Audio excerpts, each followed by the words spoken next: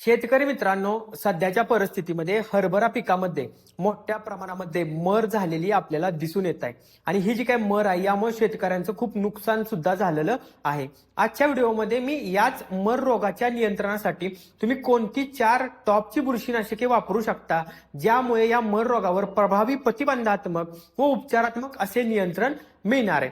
तर शेतकरी मित्रांनो, सगळ्यात पहिलं बुरशीनाशक आहे ते म्हणजे आपण सर्वजण फार पूर्वीपासून वापरत असलेले यूपीएल कंपनीचं साप हे बुरशीनाशक.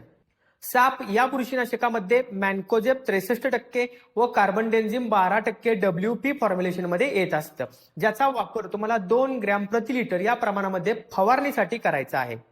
यामधील दुसरं बुरशीनाशक आहे ते म्हणजे सिजंटा कंपनीचं सर्वात लोकप्रिय आणि सगळ्यात जास्त विक्री होणारं उत्पादन ते म्हणजे सिजंटा रेडोमिल गोल्ड.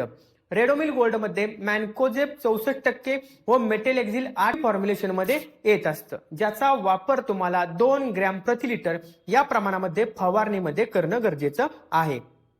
याच्यामधील तिसरं बुरशीनाशक आहे ते म्हणजे सिजंटा कंपनीचं सगळ्यात दीर्घकालीन परिणाम देणारं जे बुरशीनाशक आहे ते म्हणजे सिजंटा फॉलिओ गोल्ड, ज्याच्यामध्ये क्लोरोथॅलोनिल 33.1% व मेटेलेक्झिल 3.3% SC फॉर्म्युलेशन मध्ये येत असतं, ज्याचा वापर तुम्हाला 2 ml प्रति लिटर या प्रमाणामध्ये फवारणीसाठी करणं गरजेचं आहे.